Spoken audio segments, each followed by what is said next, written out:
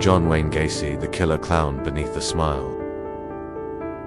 It's the 1970s in suburban Chicago. A friendly contractor named John Wayne Gacy is the kind of neighbor everyone admires, the man who throws block parties, supports local politics, and dresses as Pogo the Clown to entertain sick kids at hospitals. To his community, Gacy was a model citizen, but behind that warm smile and thick makeup, darkness festered. Police would later uncover one of the most horrifying secrets in American crime. Beneath his home lay a burial ground of unimaginable horror. This is not just the story of a killer, it's the story of how evil can wear a painted face. Born in 1942 in Chicago, Gacy's childhood was far from happy. His father, a violent alcoholic, beat him and called him weak.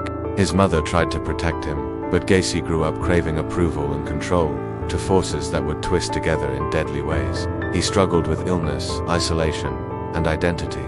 As a teenager, he discovered a talent for charm and manipulation. He learned early how to make people like him, and how to hide what he didn't want them to see. In his 20s, he married and seemed to settle down. But beneath that facade, his predatory impulses were already surfacing.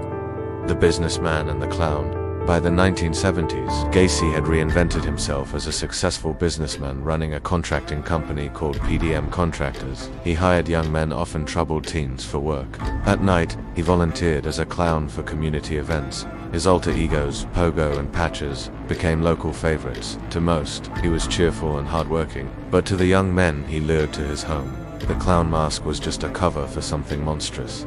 The world saw laughter. His victims saw terror. From 1972 onward, young men began vanishing around Chicago. Some were last seen accepting rides or jobs from Gacy.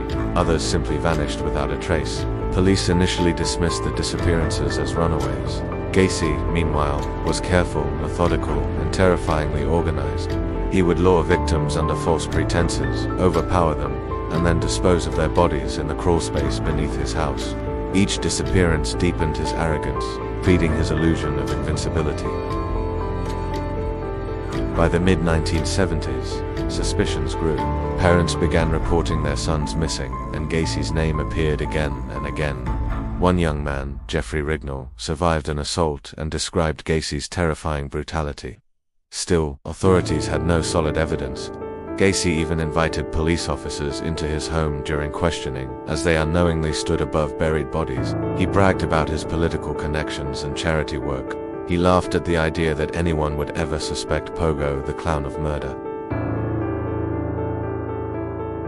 On December 11, 1978, 15-year-old Robert Piest disappeared after telling his mother he was going to meet a contractor named John Gacy about a job. This time, investigators didn't dismiss the case. They began to track Gacy's movements, search his past, and connect the missing persons cases.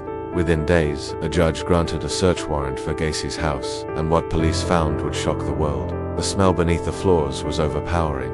A single crawlspace entry revealed human remains. The nightmare had finally come to light.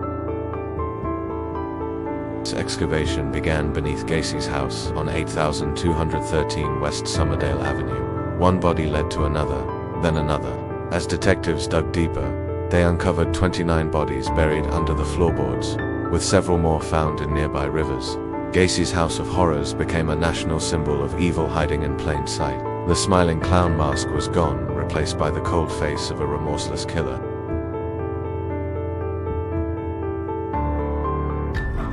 Gacy's trial began in 1980. His defense claimed insanity, arguing that his alter ego, Pogo the Clown, committed the murders.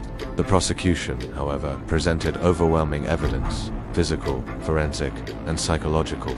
Jurors saw through his manipulation. The family man facade collapsed. Gacy was convicted of 33 murders, one of the highest confirmed counts in US history, and sentenced to death. For 14 years, Gacy lived on death row in Illinois. He painted portraits of clowns, sold his artwork, and gave interviews showing no remorse. When asked how he wanted to be remembered, Gacy chillingly said, "As a clown, of course." On May 10, 1994, he was executed by lethal injection. His final words, "Kiss my ass." Even in death, he remained defiant, a man who hid behind humor and horror until his last breath. John Wayne Gacy's crimes forever changed how America viewed the ordinary neighbor. He was proof that evil doesn't always look dangerous. Sometimes it smiles, shakes your hand, and paints balloons on its face. His story inspired countless books, documentaries, and nightmares, the ultimate reminder that appearances deceive. From the laughter of a clown to the silence of a crawl space, the tale of John Wayne Gacy remains one of the darkest chapters in human history.